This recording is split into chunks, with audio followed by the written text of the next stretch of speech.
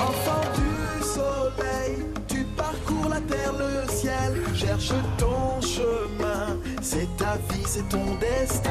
Et le jour, la nuit, avec tes deux meilleurs amis, à bord du grand Condor, tu recherches les cités d'or.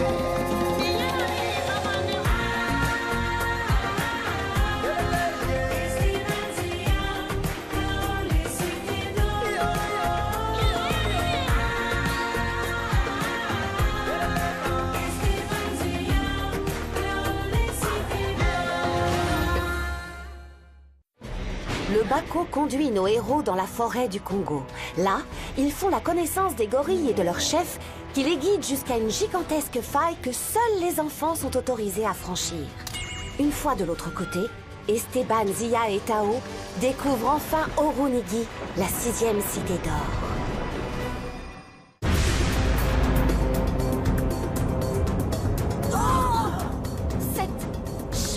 Va s'écraser sur la Terre? Un nouveau grand cataclysme! La fin du monde! C'était bien la peine de se donner autant de mal pour trouver les cités d'or. Tout ça pour rien.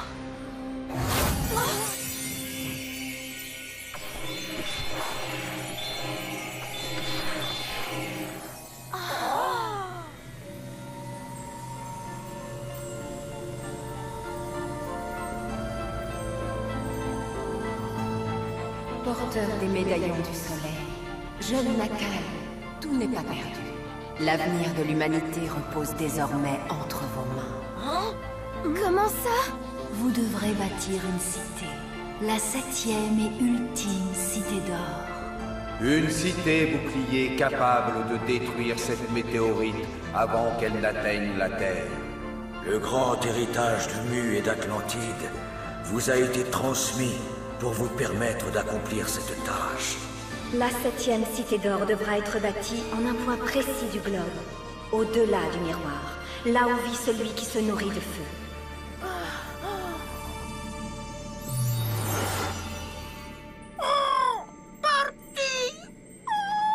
Bonne chance, mes enfants. Par-delà les siècles, l'esprit des anciens vous accompagne.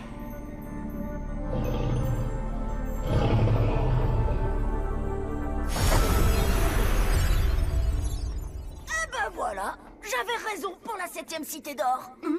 Enfin, c'est plutôt Maître Léonard qui avait raison. Tout s'explique. Les 6 premières cités d'or devaient nous préparer, nous instruire et nous donner les moyens de construire la 7e cité. La cité bouclier qui doit détruire la météorite pour sauver le monde. C'est quoi au juste une cité bouclier? Et comment on va s'y prendre? C'est prodigieux! Quelle clairvoyance! Nos ancêtres avaient vraiment tout prévu!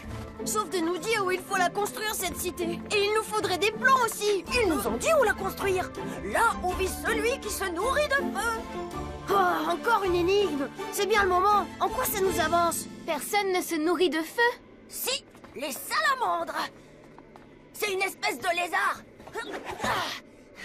C'est l'emblème des alchimistes!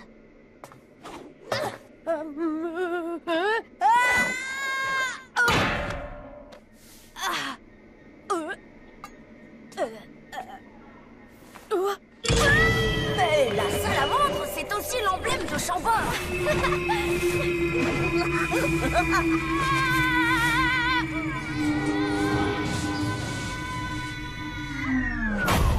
Je parie que les plans de la cité nous attendent à Chambord. Oh non. Vous venez? Oh.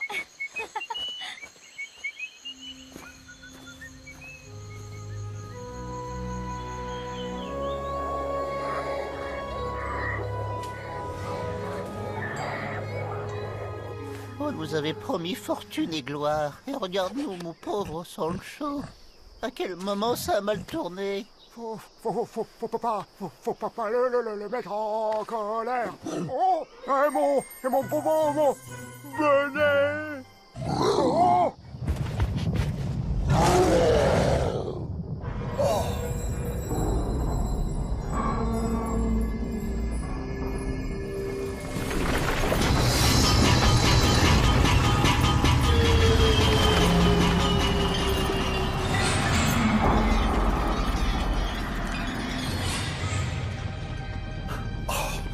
Venez voir, la Cité d'Or se replie. Hein? Excusez, on nous appelle.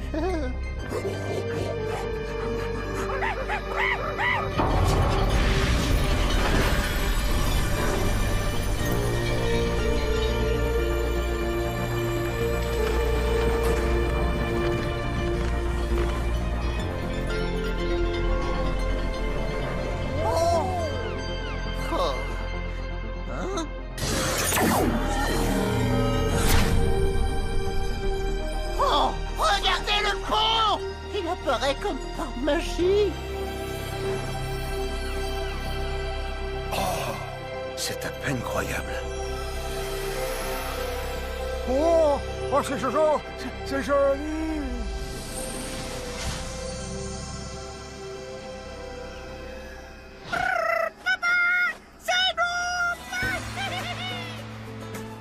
Oh. Voilà les enfants.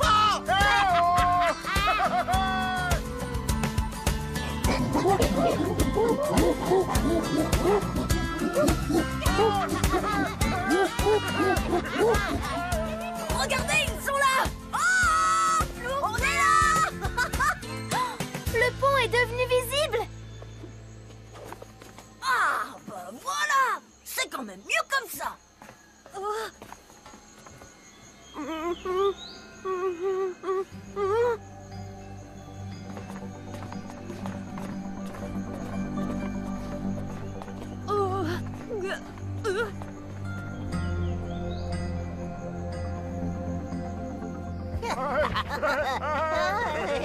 Alors? On va tout vous expliquer. Mais nous devons retourner à Zimbabwe le plus vite possible. Hein?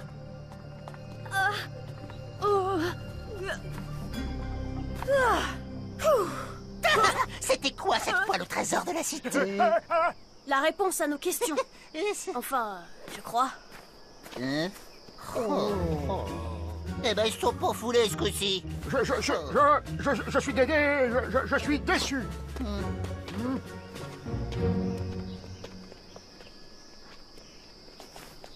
Sa place est ici, je crois. Avec vous. Il vient d'ici.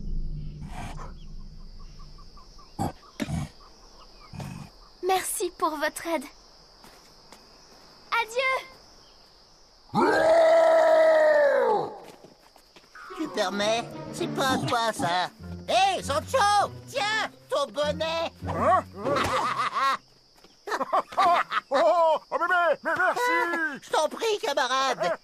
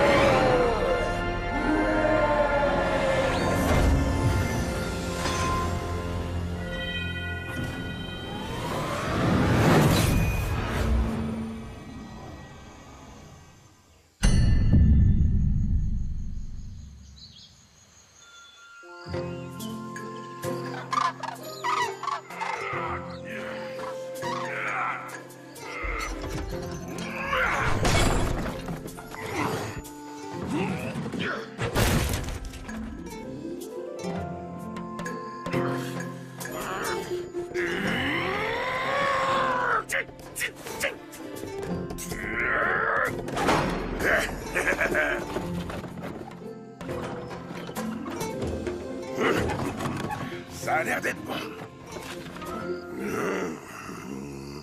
Vérifions le reste.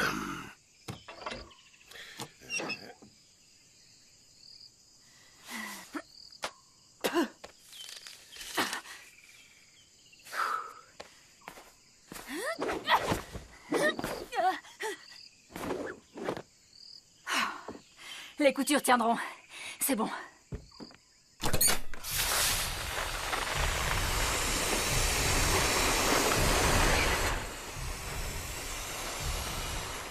J'ai des doutes, señorita.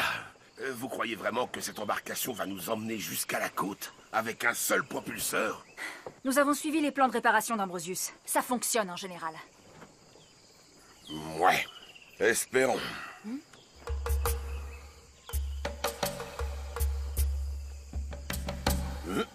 Oh! Ils sont encore là! Qu'est-ce qu'ils ont à nous épier comme ça du matin au soir? Nous les intriguons, je suppose. Après tout, nous sommes tombés du ciel. Tiens, maudit pays! Il me tarde de rejoindre l'Espagne. Remettons-nous au travail.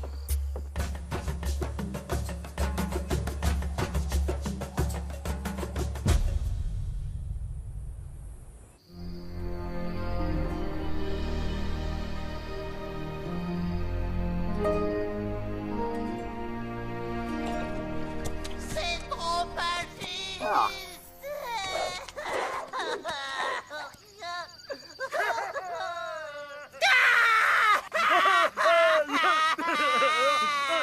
Je suis bien trop jeune et bien trop joli garçon pour mourir.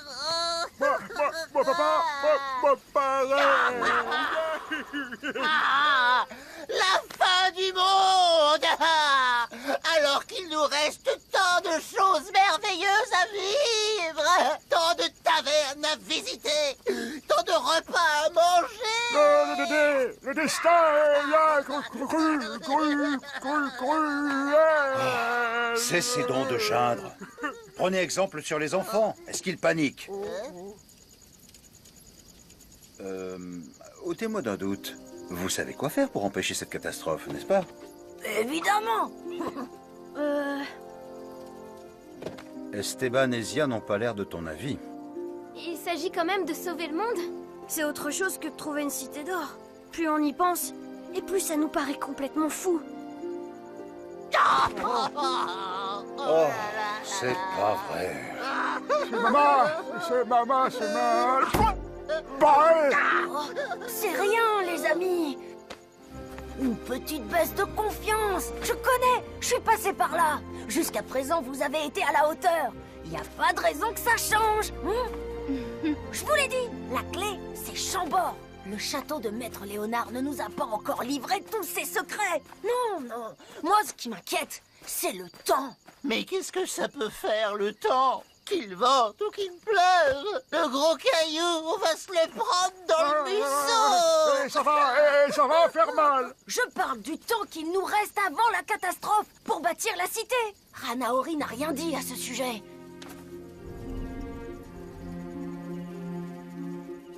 Heureusement, je connais un spécialiste des prédictions qui pourra sûrement nous aider.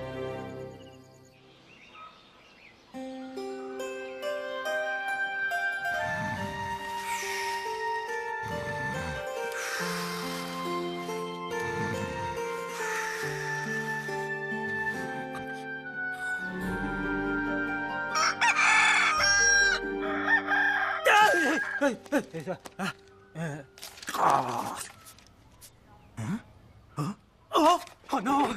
Non! Non! Vite! Vite! Vite! Oh, c'est pas vrai! Bravo, Nostradamus! Quel maladroit tu fais! Bien! Ah non!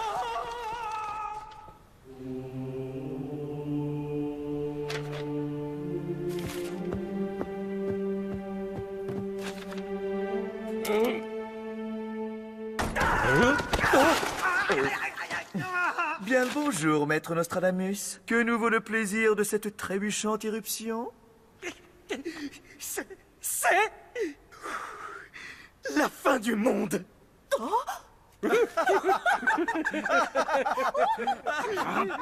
Ne riez pas, hein! Les étoiles m'ont parlé. J'ai écrit ça cette nuit. Chaque ligne, chaque mot, tout n'est qu'obscurité et destruction. La nuit en plein jour, le soleil dévoré par des nuées d'insectes, le vent brûlant, le flot engloutissant.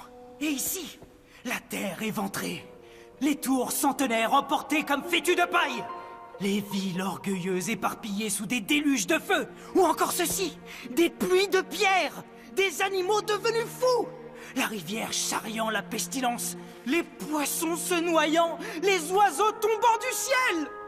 En somme, vous avez mal dormi. Retournez donc vous coucher, mon ami. Vos prédictions ne sont que divagations, Nostradamus.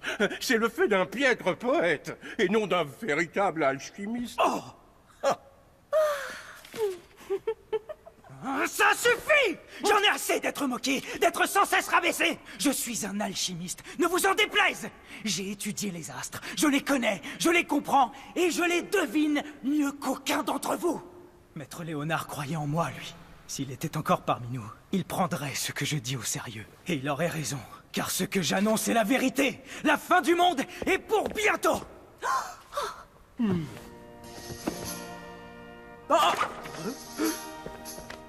Et celui que l'on croyait disparu reviendra des tréfonds brûlants de la terre.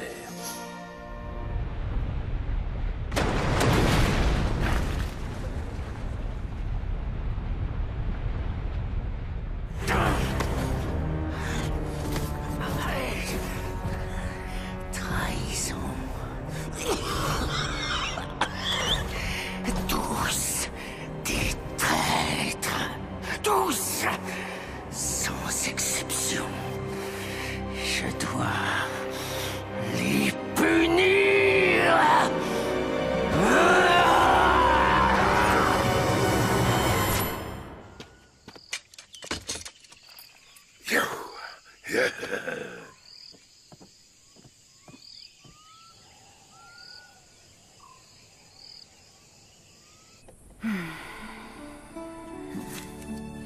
Que fais-tu, Mendoza? Est-ce que j'occupe tes pensées autant que tu occupes les miennes? Vous avez terminé, señorita? Oui, j'ai réuni les artefacts dans ce coffre. La pyramide de Mu, la matrice d'Oricalque, tout y est. À ce sujet, il m'est venu comme qui dirait une idée. Plutôt que rapporter tous les machins muins à Charles Quint, on pourrait garder la matrice d'Oricalque et fabriquer nos propres pièces, comme Ambrosius. Ce serait trahir notre roi. Ce serait surtout devenir riche. Or véritable ou or et calque, en Espagne, personne ne verrait la différence. Désolé, Gaspard, j'entends mener ma mission avec honneur et loyauté. Je me contenterai de la récompense que Sa Majesté m'a promise. Bon,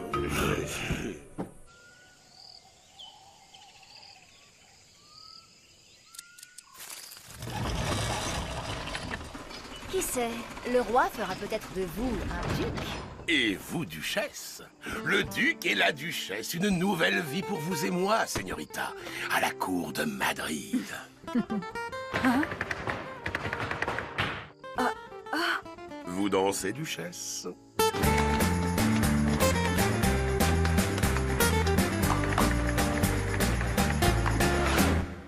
Où sont-ils passés? Ils étaient encore là il y a un instant! Ils nous mijoteraient un mauvais tour que ça ne m'étonnerait pas. Ils ont toujours l'air d'en savoir plus que nous.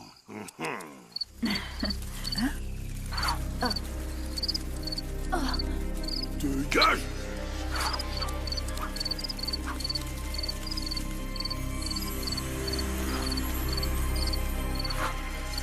Maudits insectes! Qu'est-ce qui les attire comme ça? Regardez! Oh! C'est quoi? Un nuage ou de la fumée? Des criquets!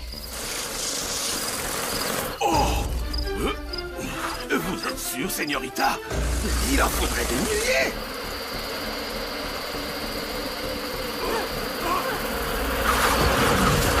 Des millions!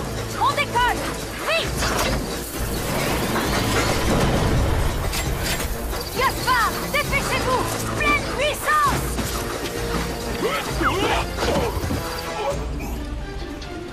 Il faut monter plus haut! Au-dessus de l'essaim! J'y travaille! J'y travaille! Gaspard! Allez! Ça y est!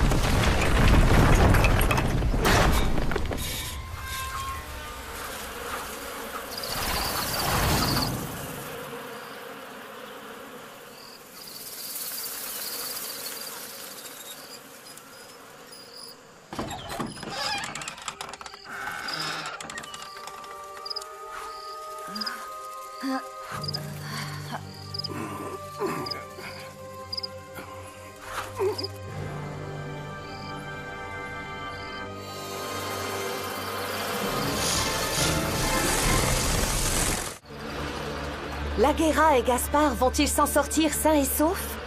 Nos héros trouveront-ils à Chambord l'aide qu'ils espèrent pour bâtir la 7e cité d'or?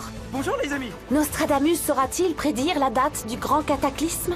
Vous le saurez en regardant le prochain épisode des Mystérieuses Cités d'Or.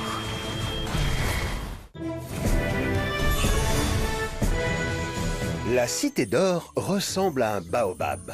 Ces arbres sont centenaires, voire millénaires. Sur cette plage, celui-ci regarde la mer depuis 800 ans.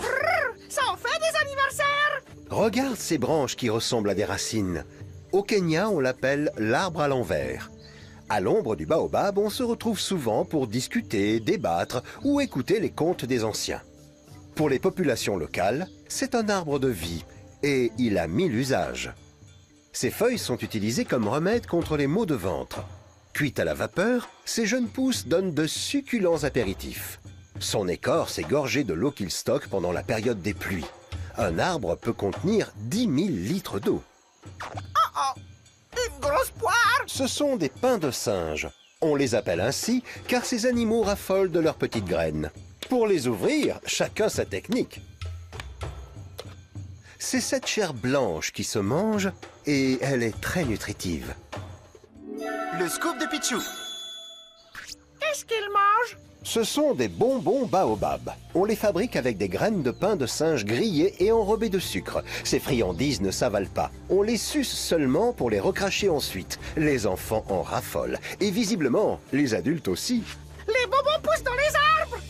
On trouve tout ce qu'il faut dans la nature lorsque l'on sait où chercher. Au revoir, à bientôt.